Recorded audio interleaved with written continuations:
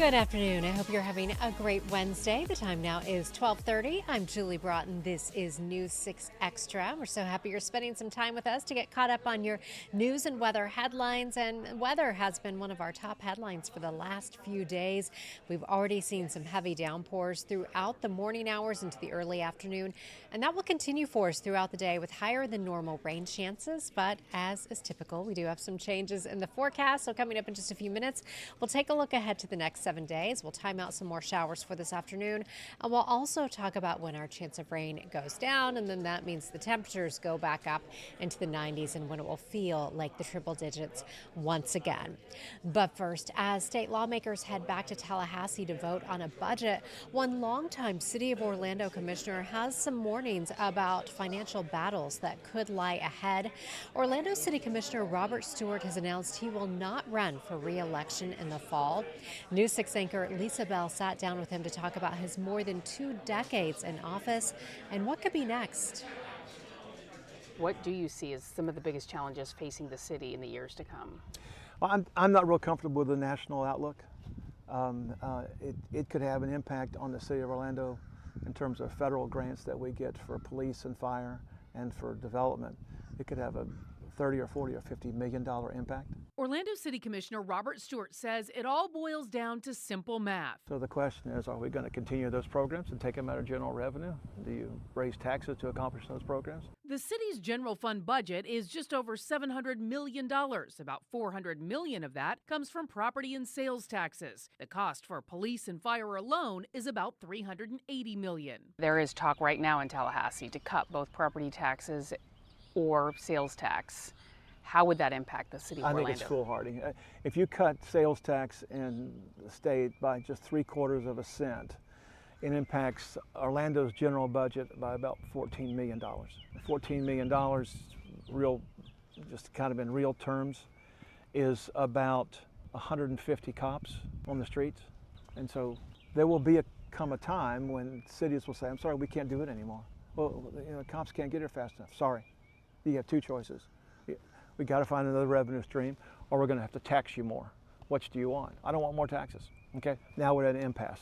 Stewart says in the 2 decades he's been in office, the city's police force has grown from about 350 uniformed officers to more than 1,000, while the number of firefighters has nearly tripled from about 200 to more than 550. They put cities in a position, the only way that cities can create revenue without increasing taxes is to expand the city, to annex. And now they've come back and said, well, you can't annex anymore. Well, what do you want us to do? Then let's just declare we're never going to give anybody a raise ever again. And you just declare that there's going to be no cost of living increases under any circumstances. I'm happy with that, but that's not how the real life works. So we've got to figure out what that is. And that was News 6 anchor Lisa Bell reporting. Turning to national news now, this morning, 50% tariffs on steel and aluminum took effect. It is the latest escalation in President Trump's trade war that he says is aimed at protecting American industry. However, that move is expected to raise costs for consumers. CBS News' Natalie Brand reports this move comes as we see a bigger divide between President Trump and Elon Musk over the proposed GOP budget. From car manufacturing to beverage cans, businesses say they're bracing for the impact of President Trump's doubled tariff on imported steel and aluminum. Trade groups, including the Can Manufacturing Institute, say consumers can expect to pay more. It will be up for retailers and producers to decide ultimately how they adjust their pricing. But what we are seeing in our supply chain will be an increase in cost to produce metal cans, which will then get passed along in the process of production. U.S. steelworkers applauded the president's move. The administration argues it's about securing the future of their industry. He's delivering on his promises to bolster our steel and aluminum industries in this country and to protect those jobs. The White House is also downplaying escalating criticism from Elon Musk over the GOP mega bill that President Trump calls his one big beautiful bill.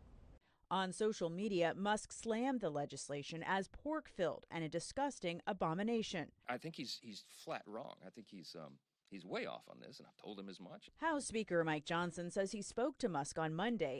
I don't know what happened in 24 hours. ours. Everybody can draw their own conclusions about that, okay? The bill is now in the hands of the Senate, where Majority Leader John Thune says they will proceed at full speed. Natalie Brand, CBS News, the White House. You may have heard an old crime is new again, and it's making its way across Central Florida. When we get back from a short break, News 6 anchor Eric Von Aken will take us to Osceola County to talk about how the sheriff there is protecting our community and getting results at this crime that happens at banks. That is coming up in just a few minutes, and we will also check in with your forecast, show you who is dealing with some rain right now, and when our chance of rain will go down. Stay with us. We are back in 2 minutes.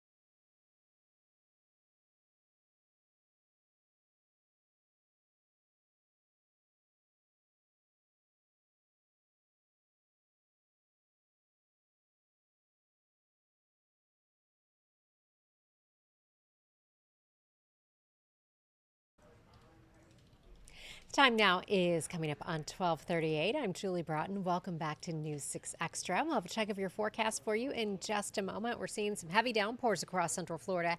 That will continue throughout the day, but we are going to see a pattern shift over the next day or so. So we'll catch you up on that in just a moment. But first, on Wednesdays, we like to check in with News 6 anchor Eric Von Aken in his Protecting Our Community segment. And this week, he is talking about an old crime that is new again and sweeping Florida. It involves crooks following victims and waiting for the appropriate time to rob them, or what they consider the appropriate time to rob them at banks. So Eric heads to Osceola County. He sits down with the Osceola County Sheriff to talk more about how this crime works and how the Sheriff's Office is protecting our community.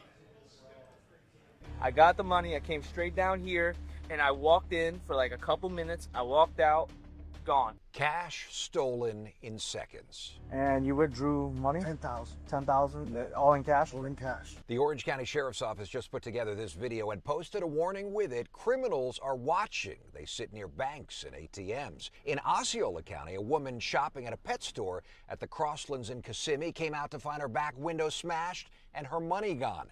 Deputies discreetly followed the getaway car. This is Sheriff's Office helicopter video. Boxed in the car and then arrested the two suspected thieves at another bank. These two, investigators say, before the pair could do it again. It's called jugging, a little different than mugging. Jugging usually involves a bank and the suspects sitting in a car, watching the bank, waiting for somebody to walk outside with what they think is a large bunch of cash, and then following that person and looking for an opportunity to steal the cash, either breaking into the car, distracting the victim, sometimes even robbing the victim. This is, of course, the sheriff of Osceola County, Marcos Lopez. Sheriff, you have had 7 of these bank juggings already so far just this year. Yes, it seems to be trending. And some of these are gangs, you're saying, roving across the state. Yes, there are. Some of these guys are gangs. I believe one of these individuals had a tie to Tren Harawa. So what do? Well, the standard advice from law enforcement is, of course, to look around when you're at the bank, to immediately dial 911 if you think somebody's following you, and to never leave your cash in your car. But here's the thing, that's not gonna ultimately stop the problem. If somebody thinks you have cash and they want it, or they think it's in your car, they're probably gonna take it. So Sheriff Lopez says if you can and if you're willing, just don't take the risk. You know, they could follow you home. And you've seen cases where they have. Yes. We've got to the era of technologies where, you know, from your phone, you know, if someone has PayPal or Apple, which I think would be a lot safer. You're suggesting not using cash as much as possible. Yes. You know, like I said, with technology, I mean, it's just at your fingertips. You can transfer that money anywhere pretty much. We put links for you to widely used cash transfer apps inside this story on clickorlando.com if you're interested. For now, in Osceola County, Eric Von Anken, News 6. Hurricane season officially started on Sunday. That is June 1st. It runs through November 30th. And if you were with us last week here on News 6 Extra and on News 6, we spent the week helping you get prepared, letting you know what you can do right now before we are dealing with a storm. Typically, the climatological peak of hurricane season is right around September 10th. So June and July are usually pretty quiet. Now, last week, I shared part of my conversation with the Florida Division of Emergency Management Executive Director Kevin Guthrie. We covered a lot in that conversation, including the dangers of flooding. And he talked about one aspect that you might not realize can be really dangerous right there in your home. You know, people don't realize that water moves buoyant furniture. Buoyant furniture can be pianos, it can be grandfather clocks, it can be curio cabinets, and then those come up and pin somebody against the wall and have crushing injuries. So again, think about where you live. Think about the things in your home. And we always talk about know your zone, know if you are in an evacuation zone. Another thing that he talked about in that conversation was he has seen a lot of problems with people who want to evacuate vertically. So if you live in a high rise, maybe people want to go up to higher floors. And while that might seem like a good idea initially, before you make that part of your plan, make sure that that building has a generator, because he was telling me he has seen lots of people maybe who have mobility issues, who need to use an elevator. And then when the power is out in their building and the elevator isn't working for weeks, then they really can't get back down to where they need to be. So just make sure you consider all of those aspects as well. I also talked to him about flood insurance and who he thinks needs flood insurance. I will give you a hint. He says if it rains at your house, you need to consider flood insurance. If you'd like to catch up on all of our coverage from Hurricane Week, you can do so on clickorlando.com/hurricane. We have supply lists. We have tips about hurricane insurance, property insurance, really everything you need to know. We talk more about the outlook for this year's hurricane season. We are expecting an above average season, but it only takes one storm to affect you to make it a bad season. So just go ahead and start working on your preps right now. I know I already have a lot of my non-perishable food as well, so we are getting ready.